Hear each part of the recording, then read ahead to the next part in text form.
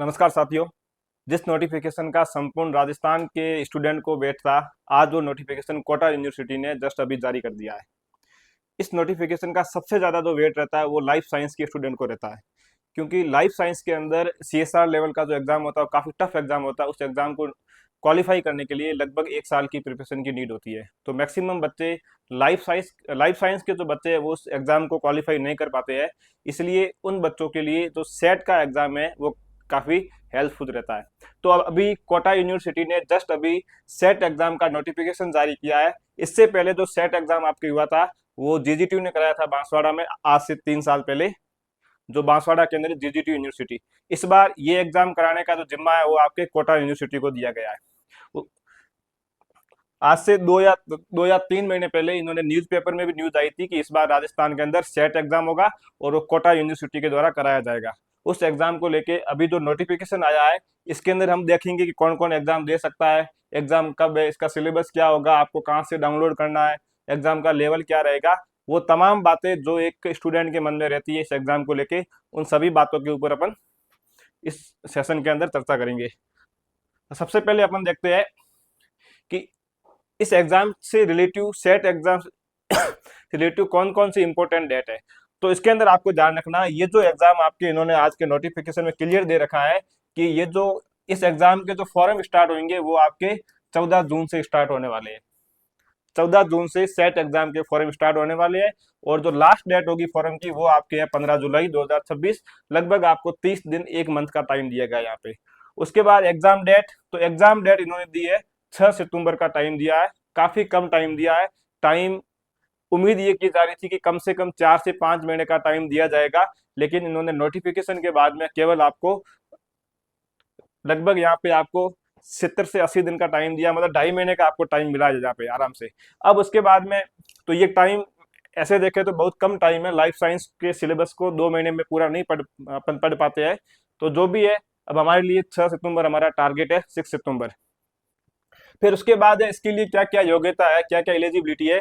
तो ध्यान रखना, जो जनरल कैटेगरी के स्टूडेंट है और उसके साथ में ईडब्ल्यूएस कैटेगरी के स्टूडेंट, उनको उनकी जो मास्टर डिग्री है, पीजी डिग्री के अंदर मिनिमम 55% होने उनके जरूरी है। उसके साथ में जो ओबीसी नॉन क्रिमिलियर है, अच्छा ठीक है, मतलब जो ओबीसी है, एससी एसटी और पीडब्ल्यूडी और जो थर्ड जेंडर है, उनके लिए इस एग्जाम, उनकी मास्टर डिग्री के अंदर मिनिमम आपके अंदर 50% होने अनिवार्य है। फिर उसके बाद इन्होंने, फिर कुछ स्टूडेंट ऐसे होते हैं जिनकी एमएससी या उनकी जो पीजी है, एमए है, वो कंप्लीट नहीं हुआ होता है।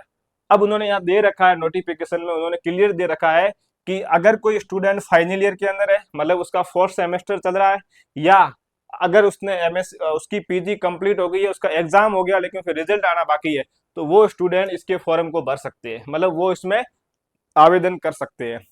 नेक्स्ट उसके बाद में इन्होंने ये भी दे रखा है कि अगर आपने फाइनल ईयर के अंदर, आपने अपनी पीजी के आप फाइनल ईयर में आपने फॉर्म को अप्लाई किया है, आप सेट क्वालिफाई भी हो जाते हो, तो दे रखा है कि सेट का रिजल्ट जब आएगा, जब आप क्वालिफाई होंगे, उसके 2 साल के भीतर भीतर आपके पास में मास्टर डिग्री होना जरूरी है। तो ये इतना हमारे काम का नहीं है, क्योंकि 2 साल में सब रिजल्ट आ जाते हैं, तो इतना कोई ज्यादा काम की बात नहीं है। ये काम की बात है जो स्टूडेंट पीजी के फाइनल ईयर के अंदर है, मतलब अंतिम सेमेस्टर के अंदर है, तो वो इस एग्जाम को दे सकते हैं और फॉर्म भी अप्लाई कर सकते हैं। अगर उनका सेट क्वालिफाई होता है तो वो क्वालिफाई माने जाएंगे। फिर उसके बाद इन्होंने ये भी दे रखा है कि आप किस सब्जेक्ट के अंदर सेट का फॉर्म भर सकते हो। तो जिसमें आपकी पीजी है, जिस सब्जेक्ट में आपकी पीजी है, आप उसके अंदर फॉर्म को अप्लाई कर सकते हो। अब उसके बाद में दे रखा है कि यदि पीजी सब्जेक्ट सेट लिस्ट में नहीं है तो जो यूजीसी नेट, अच्छा ये ठीक अपने काम की बात है नहीं है। अब उसके बाद इन्होंने दिया कि सेट एग्जाम जो है, कोटा यूनिवर्सिटी टोटल 35 सब्जेक्ट का एग्जाम कराएगी। ये सब्जेक्ट आप यहाँ पे देख रहे होंगे। फिर उसके बाद है एग्जाम का पैटर्न क्या होगा। सबसे इंपॉर्टेंट बात ये है, तो एग्जाम के पैटर्न की जब बात आएगी तो इसके अंदर 2 पेपर होंगे, एक होगा पेपर फर्स्ट, एक होगा पेपर सेकंड। पेपर फर्स्ट आपके टोटल 100 नंबर का होगा, और जो जो आपके पेपर सेकंड होगा, जो आपके सब्जेक्ट से संबंधित होगा, वो टोटल आपके 200 नंबर का होगा। अब आपको ध्यान रखना, इसमें एक क्वेश्चन 1 नंबर का है, 50 क्वेश्चन आएंगे आपके फर्स्ट पेपर के अंदर, और सेकंड जो पेपर होगा आपके सब्जेक्ट का, उसके अंदर टोटल 100 क्वेश्चन आने वाले हैं। अब देखो यहाँ पे ये आपको ध्यान रखनी, आपका जो फर्स्ट पेपर है इस फर्स्ट पेपर का जो आपके सिलेबस होगा वो सेम का सेम जो यूजीसी नेट का सिलेबस है फर्स्ट पेपर का, आपको वहां से पढ़ना होगा। यूजीसी नेट की मार्केट में खूब बुक आती है, आप वहां से इसको देख सकते हो। और जो पेपर सेकंड का जो सिलेबस है, जैसे को लाइफ साइंस के है तो सीएसआर का जो सिलेबस है वही का वही सेम कॉपी पेस्ट है। उसके बाद में आपका जो भी सब्जेक्ट है, अगर आपका आपका स्ट्रीम आर्ट्स है तो आप वहां पे देखोगे जो यूजीसी नेट के अंदर जो आर्ट्स के सेकंड पेपर का जो सब्जेक्ट का सिलेबस होता है वही सिलेबस आपका सेम होगा वहां पे। तो मतलब नेट का जो आपका सिलेबस है वही का सेम सेम सेट के एग्जाम का सिलेबस होगा। लेकिन हाँ ये जरूर है कि लेवल थोड़ा नेट के एग्जाम से इसमें कम होगा। अब उसके बाद टोटल पेपर जो होगा ये आपके दोनों पेपर 3 घंटे के होंगे, लेकिन बीच में किसी भी प्रकार का गैप नहीं होगा। आपको एक ही पेपर दिया जाएगा, उस एक ही पेपर के अंदर 1 से लगाकर 50 तक जो क्वेश्चन होंगे वो फर्स्ट पेपर के होंगे। उसके बाद सेकंड पेपर स्टार्ट हो जाएगा, उसी पेपर के अंदर वापस 1 से लगाकर वापस आपके 100 तक क्वेश्चन होंगे, वो आपके सेकंड पेपर आपके सब्जेक्ट के होंगे। फिर उसके बाद नेक्स्ट ये दे रखा है, तो आपके ये दोनों पेपर को मिला के टोटल आपके 300 नंबर हो जाएंगे, और टोटल जो क्वेश्चन हो जाएंगे आपके वो 150 क्वेश्चन हो जाएंगे, 150, और 3 घंटे का टाइम है। अब यहाँ आपके दे रखा है फर्स्ट पेपर का ये सिलेबस दे रखा है, ये पूरा का पूरा सिलेबस वो सेम है जो यूजीसी नेट के फर्स्ट पेपर के अंदर दे रखा है, आपको आराम से मिल जाएगा ये। और इन्होंने साथ में जो नोटिफिकेशन के नीचे इन्होंने लिंक भी दिया है, अगर आपको सिलेबस नहीं मिले तो नोटिफिकेशन के नीचे इनके पेपर फर्स्ट और पेपर सेकंड दोनों सिलेबस का लिंक दे रखा है। फिर भी अगर आपको नहीं मिले तो मैं ग्रुप के अंदर आपकी इस वीडियो के डिस्क्रिप्शन के अंदर ग्रुप का लिंक है चैनल का, उसके अंदर मैं दोनों पेपर का सिलेबस भेज दूंगा, और अभी तक जितने भी सेट के पेपर हुए हैं वो भी मैं आपके उस ग्रुप के अंदर सेंड कर दूंगा। फिर है पेपर सेकंड। पेपर सेकंड के अंदर अच्छा ठीक है, जो आपका पीजी वाला पार्ट है, मतलब इस सब्जेक्ट की बात हो गई। अगर आप लाइफ साइंस के हो तो आपके लाइफ साइंस का सिलेबस होगा, अगर आपके आर्ट्स स्ट्रीम है तो आपका जो यूजीसी नेट का सिलेबस होता है वही आपके इसमें काम आएगा। फिर दे रखा मीडियम कौन सा होगा, तो आपको पता है कि राजस्थान में एग्जाम हो रहा है तो हिंदी और इंग्लिश बाई लैंग्वेज, मतलब दोनों मीडियम होंगे, आप हिंदी में भी क्वेश्चन होगा और इंग्लिश में भी क्वेश्चन होगा। हाँ ये जरूर हो सकता है कि हिंदी थोड़ी वहाँ टिपिकल हो, क्योंकि पिछले एग्जाम में भी यही था, हिंदी थोड़ी वहाँ टिपिकल थी, इसलिए यहाँ पर इंग्लिश वाले को, अगर आप लाइफ साइंस से हो तो आपके लिए इंग्लिश सबसे बेस्ट रहेगी। फिर उसके बाद है मार्किंग स्कीम, ये इंपॉर्टेंट पोर्शन हमारे लिए। ये मैंने आपको पहले बता दिया, एक क्वेश्चन 2 नंबर का होगा, तो मतलब आपका सही होगा 2 नंबर मिलेंगे आपको। ये अच्छी बात है। इस बार भी इसके अंदर नेगेटिव मार्किंग नहीं है, तो नेगेटिव मार्किंग नहीं है कहने का मतलब हमें तुक्का मारने का पूरा मौका मिलेगा यहाँ पे।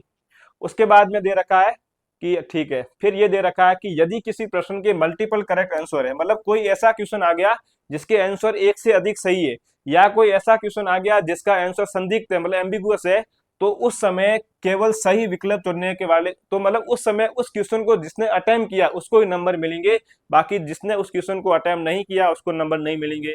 फिर भी समझ नहीं आया, जैसे मानते ये 5 नंबर क्वेश्चन है, इसके ये 4 ऑप्शन थे ए बी सी और डी। अब इनमें से हो सकता है कि इसका बी भी सही था और सी भी सही था।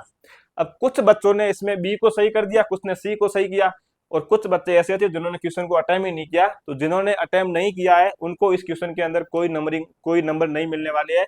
ये क्वेश्चन डिलीट नहीं होगा, ऐसा क्वेश्चन जिसके अंदर मल्टीपल आंसर हो।